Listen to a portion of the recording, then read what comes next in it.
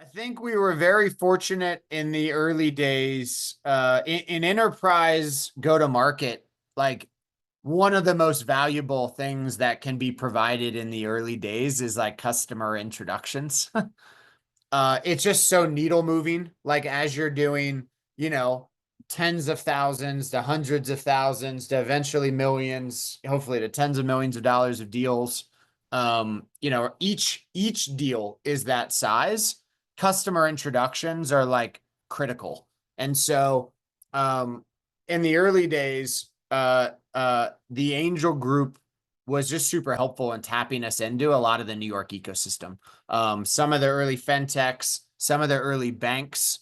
We were like very fortunate to be able to work in the early days with Stash and them getting launched, with Kickstarter and them getting launched, right? With the growth of Venmo and the team. And then yeah, just had a number of like key introductions to JP Morgan, to Bank of America, to a couple American Express.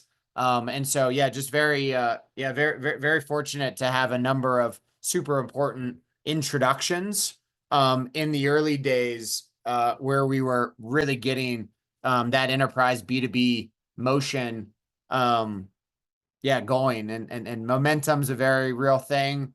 When you're a small team, those introductions are just absolutely critical.